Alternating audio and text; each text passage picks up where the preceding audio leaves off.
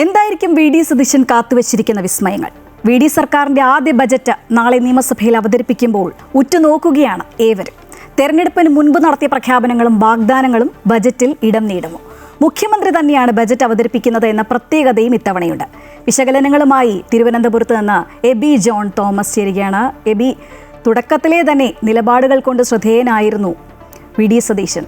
പറഞ്ഞ പലതും അധികാരത്തിലെത്തിയ ഉടനെ തന്നെ അദ്ദേഹത്തിന് നടപ്പാക്കാൻ സാധിച്ചു. അതുകൊണ്ടൊക്കെ തന്നെ വി ഡി സർക്കാരിൻ്റെ ബജറ്റിനായി ഏറെ പ്രതീക്ഷയോടെയാണ് ജനങ്ങൾ കാത്തിരിക്കുന്നത്. ഈ നൽകിയ വാഗ്ദാനങ്ങൾ അതൊരു വിസ്മയമായി നാളെ കാണാൻ സാധിക്കുമോ?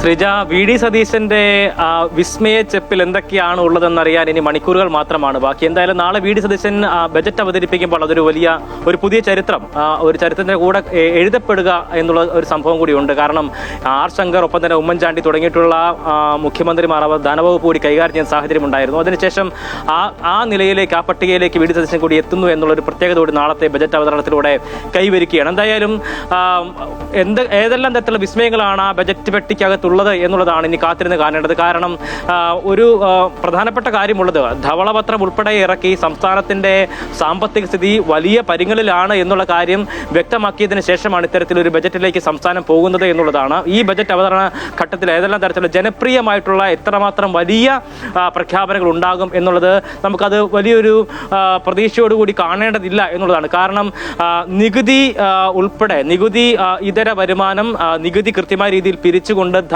ഈ ഖജനാവിനെ കൃത്യമായ രീതിയിൽ ബലപ്പെടുത്തുക എന്നുള്ളത് തന്നെയാണ് പ്രധാനപ്പെട്ട ഒരു കാര്യമായി ഈ ബജറ്റ് അവതരണത്തിൽ, അല്ലെങ്കിൽ അതിനുള്ള മാർഗങ്ങൾ കണ്ടെത്തുക എന്നുള്ളതാണ് പ്രധാനമായും നമ്മൾ മനസ്സിലാക്കുന്നത് കാര്യം. കാരണം സംസ്ഥാനത്തിന് പ്രധാനപ്പെട്ട വരുമാന സ്രോതസ്സുകളായിട്ടുള്ള സ്വന്തം നികുതി, നികുതി ഇതര വരുമാനം, കേന്ദ്രവിഹിതം എന്നിവയിൽ കൃത്യമായിട്ടുള്ള പുനഃക്രമീകരണം ഉണ്ടാകും എന്നുള്ള ഒരു കണക്കുകൂട്ടൽ നമുക്കുണ്ട്. കാരണം ഒപ്പം തന്നെ കേന്ദ്രത്തിന്റെ ഫണ്ട് കൃത്യമായ രീതിയിൽ നേടിയെടുക്കുക, അതിനു വേണ്ടിയിട്ടുള്ള കൗശലപൂർവ്വമായിട്ടുള്ള ചില ഇടപെടലുകൾ സ്വാഭാവികമായും ഉണ്ടാകും എന്നുള്ള കാര്യത്തിൽ തർക്കമില്ല. പക്ഷേ പൊതുജനങ്ങളൊക്കെ തന്നെയും വലിയ രീതിയിൽ, വലിയ പ്രതീക്ഷയോട് കൂടി തന്നെയാണ് ഈ ബജറ്റിനെ കാണുന്നത് എന്നുള്ള കാര്യത്തിൽ തർക്കമില്ല.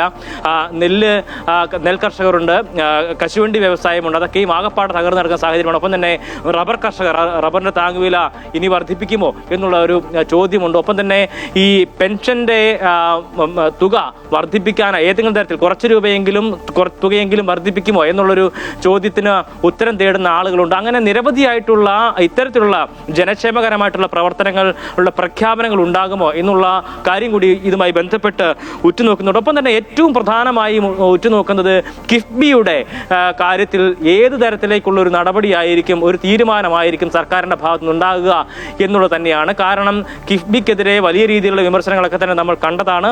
ഈ ധവളപത്രം ഇറക്കിയ ഘട്ടത്തിൽ പോലും കിഫ്ബിയിലൂടെ ഉണ്ടായിട്ടുള്ള വലിയ നഷ്ടങ്ങൾ, ആ കിഫ്ബി ഉദ്യോഗസ്ഥരുടെ കാര്യങ്ങളൊക്കെ തന്നെയും പ്രധാനമായും എടുത്ത് സൂചിപ്പിക്കുന്ന തരത്തിലേക്കുള്ള കാര്യങ്ങളൊക്കെ തന്നെ ഉണ്ടായിരുന്നു. അതുമൂലം ഉണ്ടായിട്ടുള്ള ബാധ്യതകളൊക്കെ തന്നെയും എടുത്തു പറയുന്ന സാഹചര്യം ഉണ്ടായിരുന്നു. അപ്പോൾ കിഫ്ബിയുടെ ഭാവി എന്തായിരിക്കും എന്ന് തന്നെയാണ് പ്രധാനമായും ഉറ്റുനോക്കുന്നത്. ഒപ്പം തന്നെ അതിന് സമാനമായ രീതിയിൽ ഫണ്ട് കണ്ടെത്തിക്കൊണ്ട് നടപടികളിലേക്ക്, വികസന പ്രവർത്തനങ്ങളിലേക്ക് ഏത് വിധേന പോകാൻ കഴിയും, അതിന് ഏത് പുതിയ ഫോർമുലയാണ് കണ്ടെത്തിയിരിക്കുന്നത് തുടങ്ങിയിട്ടുള്ള കാര്യങ്ങളൊക്കെ തന്നെയാണ് പ്രധാനമായും ഉറ്റുനോക്കുന്നത്. എന്തായാലും ആ വിസ്മയ ചെപ്പിൽ എന്തുണ്ട് എന്നറിയാൻ ഇനി മണിക്കൂറുകൾ മാത്രമാണ് ബാക്കിയുള്ളത്. ശ്രീജ, തീർച്ചയായും എബി സൂചിപ്പിച്ചതുപോലെ ധവളപത്രമൊക്കെ ഇറക്കി ധനസ്ഥിതിയൊക്കെ അറിയിച്ചതാണ്. അതുകൊണ്ട് തന്നെ വിസ്മയത്തിന് എന്തെങ്കിലും മങ്ങൽ ഉണ്ടാകുമോ? എന്തായാലും അത് നാളെ നമുക്കറിയാം എന്ന് തന്നെയാണ് പറയാനുള്ളത്.